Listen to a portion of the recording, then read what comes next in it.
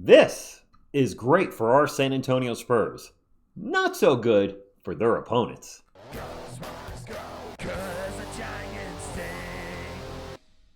What is up, San Antonio Spurs fans? Welcome to TSR Sports. I hope you had a great weekend.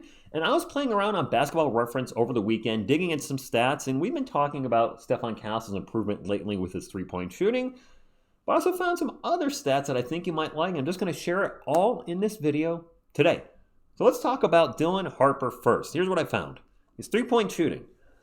I had no idea that he was struggling this much from three at the start of the season.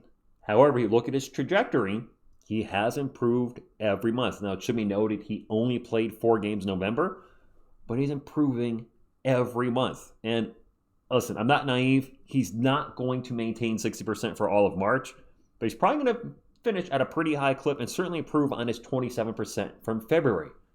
He's improving, getting better from 3.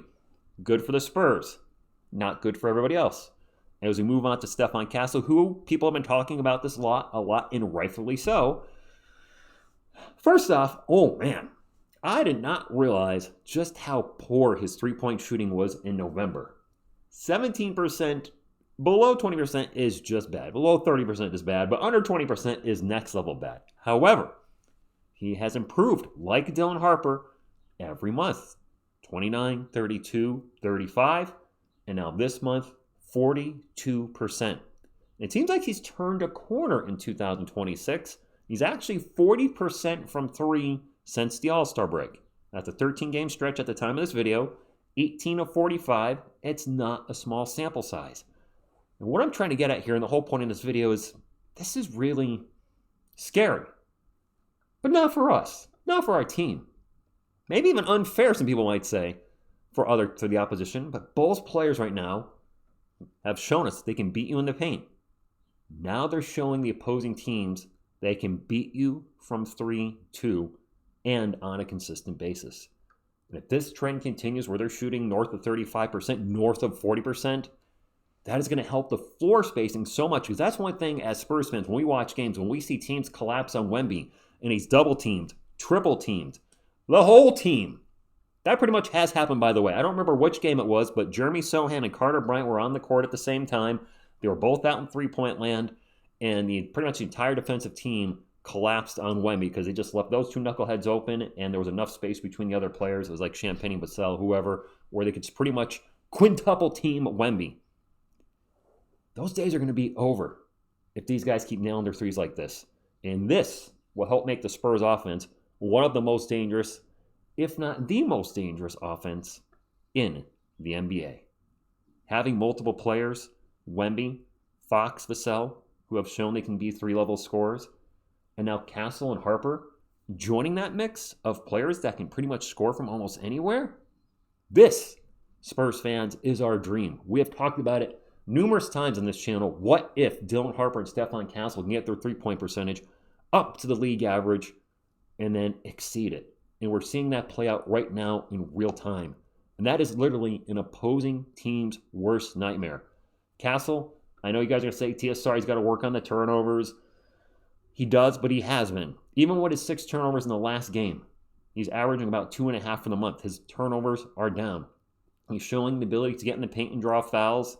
Both players can finish in the paint very well, very, very well. Castle a little more above the rim. Harper just reminds me of Tony Parker a little bit. The way he can get in the paint and just finish with runners or just the way he can use his body to shield defenders and constantly get layups at ease is incredible. And he's a rookie. And Castle's in year 2. Both very young. And let's not forget, we're talking about the shooting and the offense, etc. Let's not forget these guys can sling some D. Castle, his improvement from year 1 to year 2 in defense has been phenomenal. Yeah, he's been having some trouble with fouls, I'll give you that, but still, there's a good chance maybe all defense second team? I don't know about first team, but second team, people are talking about it now, especially when he's D'ing up some of the best players in the NBA. Harper, we've seen his defense coming around, and this is what the whole point I'm trying to get here is that we're seeing it play out real time how this Spurs team is literally growing before our eyes and has been for the last couple years. Wemby's rookie year to year 2 to year 3, Castle from year 1 to year 2. What are we going to see from Dylan Harper in year 2? And to me, Spurs fans, to go circle back around, that is what's scary. What is the ceiling for these guys when they unlock maximum effort, maximum Deadpool, whatever he said in the movies? Just how good can they be? Because we're in a Wemby, Defensive Player of the Year candidate, should get Defensive Player this year, an MVP candidate, and he's gone and said he wants it. Good, you should want that. Why would you want anything less to be the best player in the NBA? So we know what we got there. And even he hasn't reached peak Wembiness yet. Now these guys, just how good can they get?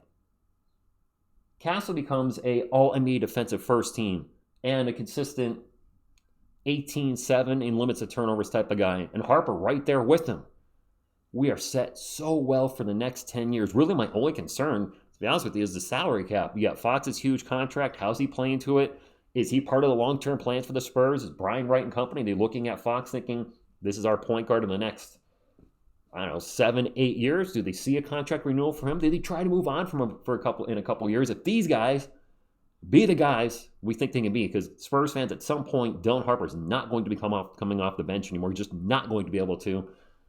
What happens? Do you have a whole different type of scenario with the starting lineup next season or the season after, where you're starting Fox, Harper, Castle at small forward? He's been guarding bigs.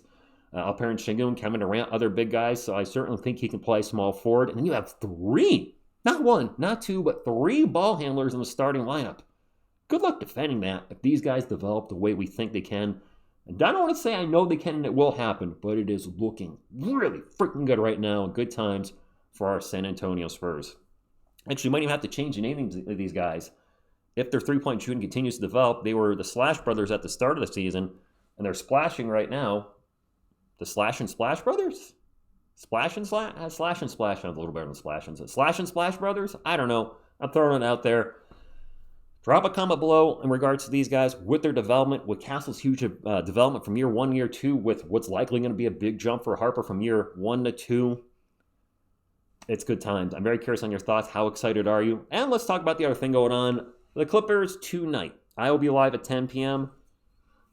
Late game tonight and tomorrow. We play the Kings tomorrow night at 10 p.m. Eastern. Tonight's game is on Peacock, just as a heads up. So if you don't have Peacock, you don't have Peacock. I bought it again for the not 1, not 2, but 3 Spurs games that got moved in March from the NBA League Pass to Peacock, because this is going to be the trend of sports moving forward. Maybe I should do a video on it.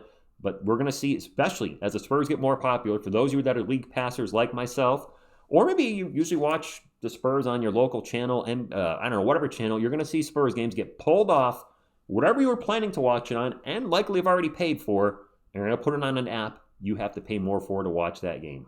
That's the direction. Smart business maybe by them, but absolutely sucks for us as the consumer. So there's that too. Drop a comment if you want on that.